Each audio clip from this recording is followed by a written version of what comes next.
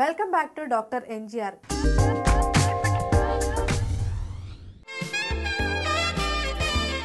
Doctor NGR ప్రేక్షకులకి నమస్కారం.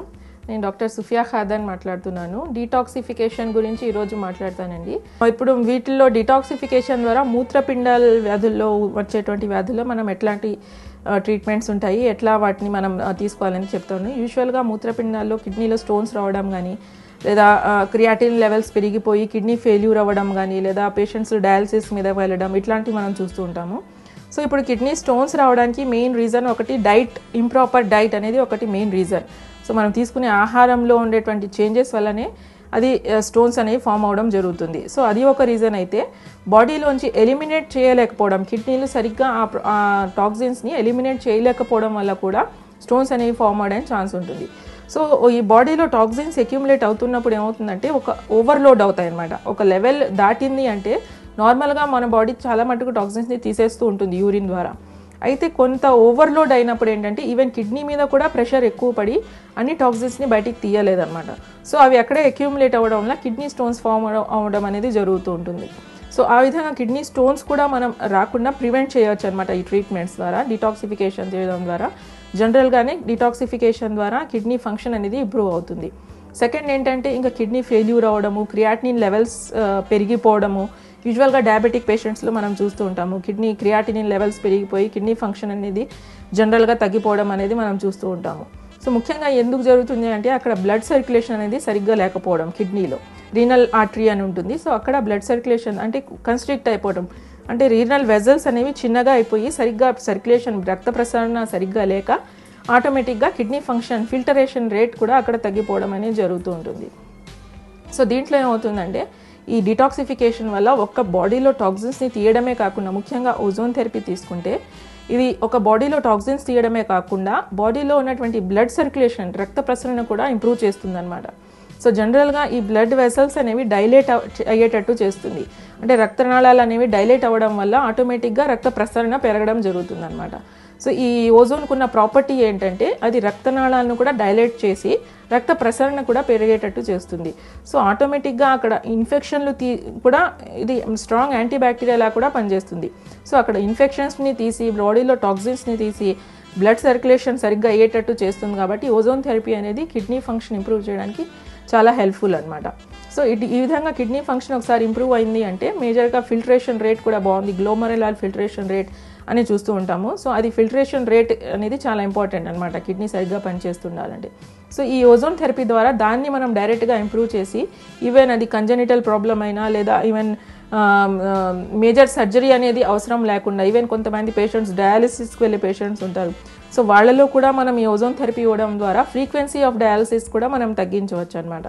డిటాక్సిఫికేషన్లో మూత్రపిండాల వ్యాధుల్లో ఎట్లా ఉపయోగపడుతుందో దాని గురించి మాట్లాడుకుందాము. ఈ మూత్రపిండాల్లో ముఖ్యంగా ఎటువంటి వ్యాధులు ఉంటాయి అంటే స్టోన్స్ ఫామ్ అవ్వడం కానీ, లేకపోతే కిడ్నీ ఫెయిల్యూర్ అవ్వడం జరుగుతుంటుంది. నెఫ్రోటిక్ సిండ్రోమ్ అని అంటాము, అంటే ఫిల్టరేషన్ సరిగ్గా లేకపోవడము, గ్లోమరులార్ ఫిల్టరేషన్ అనేది సరిగ్గా లేకపోవడము. సో ఇవి కాకుండా ఇంకా కిడ్నీ ట్రాన్స్ప్లాంట్, అల్టిమేట్గా ఇంకా టోటల్గా కిడ్నీ ఫెయిల్యూర్ అయినప్పుడు కిడ్నీ ట్రాన్స్ప్లాంట్ అనేది జరుగుతుంటుంది. అయితే ఏ కేసు అయినా కూడా సర్జికల్ లెవెల్కి వెళ్ళకముందే మనం ప్రాపర్ ట్రీట్మెంట్ అనేది తీసుకోవాలన్నమాట. ఈ డీటాక్సిఫికేషన్ పద్ధతి ద్వారా ముఖ్యంగా స్టోన్స్ కూడా రాకుండా మనం ప్రివెంట్ చేయొచ్చు. యూజువల్గా స్టోన్స్ రావడానికి మెయిన్ రీజన్ ఏంటి అంటే టాక్సిన్స్ అనేవి ఓవర్లోడ్ అయినప్పుడు బాడీలో ఈ కిడ్నీ సరిగ్గా ఎలిమినేట్ చేయలేదన్నమాట అన్ని టాక్సిన్స్ని కూడా. సో నార్మల్గా కొంతవరకు టాక్సిన్స్ని బాడీలోంచి రిమూవ్ చేయగలుగుతుంది కిడ్నీ, యూరిన్ ద్వారా బయటికి తీసేస్తుంది. బట్ అది ఓవర్లోడ్ అవుతుంది. బాడీలో ఓవర్లోడ్ అయినప్పుడు కొన్ని టాక్సిన్స్ అక్కడే అక్యుములేట్ అయిపోవడం వల్ల స్టోన్స్ అనేవి ఫామ్ అవడానికి ఎక్కువ ఛాన్స్ ఉంటుందన్నమాట. సో ఆ విధంగా ఈ డిటాక్సిఫికేషన్ పద్ధతి ద్వారా ఎప్పటికప్పుడు బాడీలో నుంచి టాక్సిన్స్ని రిమూవ్ చేయడం ద్వారా స్టోన్ ఫార్మేషన్ ఛాన్సెస్ని కూడా మనం తగ్గించవచ్చు. సెకండ్ ఏంటంటే ఈ కిడ్నీ ఫెయిల్యూర్స్ రావడానికి మెయిన్ రీజన్ ఇప్పుడు డయాబెటిక్ పేషెంట్స్లో చూస్తుంటాము రీనల్ హైపర్ టెన్షన్ అని ఒకటి చూస్తుంటాము. అంటే కిడ్నీలో ఫంక్షన్ ప్రాపర్గా లేకపోవడం వల్ల బీపీ రావడం అనేది.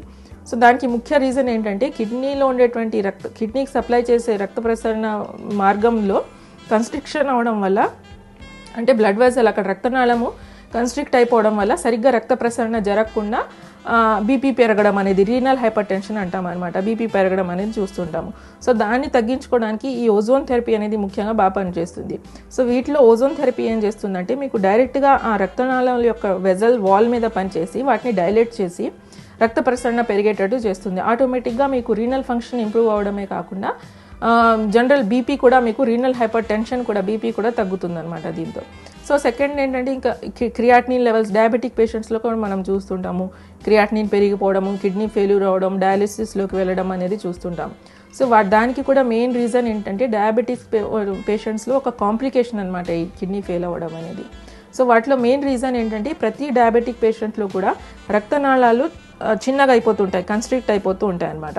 సో కన్స్ట్రిక్ట్ అయిపోయి ఆటోమేటిక్గా వాళ్ళలో బ్లడ్ సర్క్యులేషన్ అనేది రక్త ప్రసరణ అనేది తగ్గిపోతూ ఉంటుంది. సో అలాగే కిడ్నీలో కూడా అదే సేమ్ జరుగుతుంది అనమాట డయాబెటిక్ పేషెంట్స్లో.